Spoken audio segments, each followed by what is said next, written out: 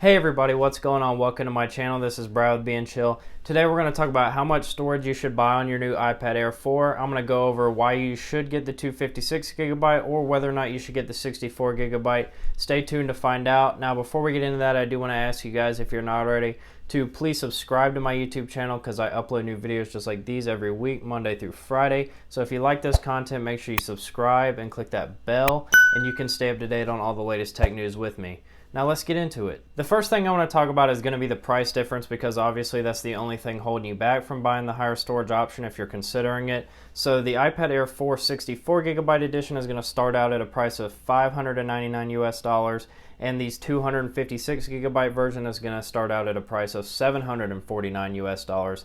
Now that is for the Wi-Fi models, and it is about a $150 price difference. So it is nothing to sneeze at, especially considering it's about 25% of the cost of the base device. However, if you are going to be investing in this for a long-term device, 2 to 3 years, I would highly recommend that you get it, and I'll talk about why shortly. Now, the first thing you do want to consider here is whether or not you're going to be using iCloud storage to sync your photos, videos, documents, and other data between your other iDevices like your iPhone or your MacBook or whatever.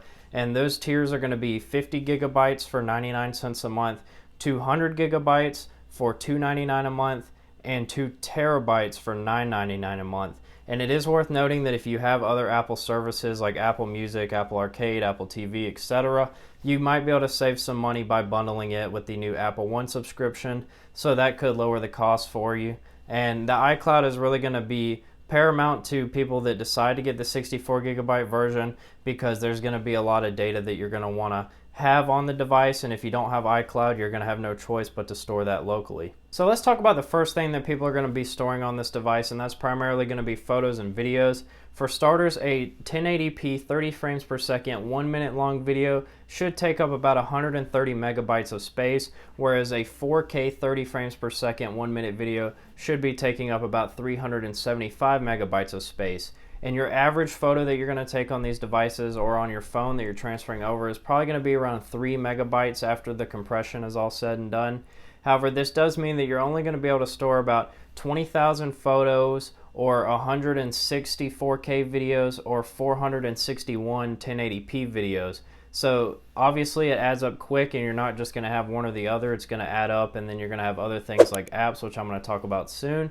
And it's really going to be a tight squeeze if you only have 64 gigabytes. So obviously iCloud can help offload some of that photo and video storage. However, let's talk about what iCloud isn't going to help you with, and that's going to be your system storage for your operating system and other things. And on my iPad Pro here, if we see, it takes up already over 13 gigabytes, and I've only had the iPad Pro for about a month and a half now, and I really don't use it that much, but it is already taking up over 13 gigabytes of space, which is not a big deal because I have the 256 gigabyte iPad Pro. However, if you do have the 64 gigabyte iPad Air 4, this 13 gigabytes is going to automatically put you to 51 gigabytes right out of the gate. So the 64 gigabyte iPad Air 4 is actually not even 64 gigabytes once you consider all of the operating system and overhead things. Now, some other things to consider is that if you use iMessage on your phone and you want to transfer that over to your other devices, it does take up a considerable amount of space, and it does add up over time. Like if you take a look here on my phone, it already is up to 5.57 gigabytes. So that's going to take you down under 50 gigabytes to about 46 gigabytes if you're like me. However, I don't really text that much, and I'm sure there's people out there that text way more than me. And I know you can delete this stuff. However, you're going to have to pick and choose whether or not you want to constantly be deleting your messages, or if you just want to have a little bit of overhead so you don't have to worry about it so often, especially because some people want to go back and see these messages later on. The next thing you want to keep in mind is how long do you plan on using this device. If you're like me, you're probably going to use it for 2 to 3 years until Apple releases something that's tempting to upgrade, or this device's battery just gets so slow that you're tired of dealing with it and you don't want it to die all the time. So 2 to 3 years, I say you're going to want to future-proof it and get the 256 gigabytes. However, if you only want to have it till the next thing comes out for about a year, then maybe you'll be okay with the 64 gigabytes. However, I would argue that if you're that type of person that upgrades so often, you're probably going to be the type of person that also needs the higher storage option. So there's that. Now, I do want to mention that operating systems and app sizes grow every year. They keep making updates, and rarely those updates are efficiency updates where they will optimize the code to take up less space but still perform the same. Usually they just push out more crap that takes up more space, and it will get bloated over time until eventually they'll do a complete re-release and cut it down. However, if you have a lot of apps on your device, this is going to add up very quickly. Now, I'd say your average app is going to take up between 100 megabytes to 300 megabytes in space, and they will typically increase the more you use them. So a social media app likes to cache a lot of data, and that's going to get up there and start to take up space. And I'd say your average game is probably going to be around a gigabyte these days, especially if it's a game with good graphics that uses a lot of high-def assets. That's going to take up space, and there are games out there that take up even more than a gigabyte.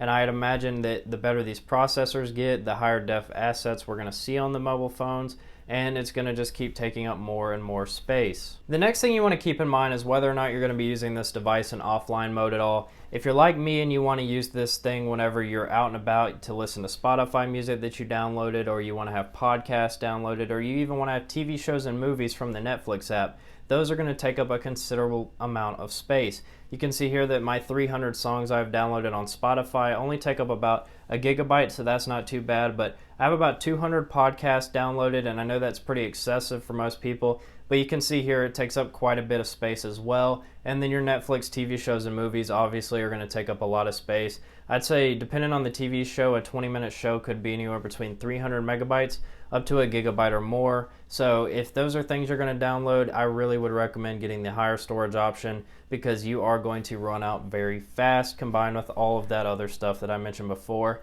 And a lot of this stuff, iCloud is not going to be there to save you. Now, with all that said and done, I really believe the $150 you're going to spend for the 256 gigabyte storage option is very well worth the peace of mind. And I think Apple thinks so too, because I really believe a 128 gigabyte version would have been very optimal for most consumers and would have future-proofed the device enough to where they would feel comfortable using it for 2 to 3 years. However, they have not included that, and I believe it was to get more money out of people, and it is going to work more than likely. So unless you're somebody who really only uses the device for web browsing and checking emails and using like 1 or 2 apps, I would really recommend getting the higher storage option, just because you're going to run out of it very fast using all of the stuff that I just talked about. And external storage options are available for these devices. However, I would really recommend not doing that, because you're going to spend money to get those anyway, which is going to chip into that $150 price range, and you're still going to have to worry about carrying it around and plugging it in and worrying if the operating system is going to handle it well. And it's just a hassle for most people. And I would say that if you really need expandable storage, I would get it after the 256 gigabytes, because you obviously need the storage space, so why not just go ahead and spend the money to get it? So wrapping everything up, I really believe it's better to have too much than too little.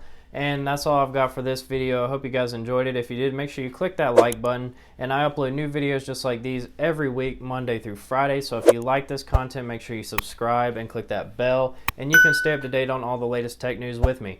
I'll catch you guys in the next one. Peace!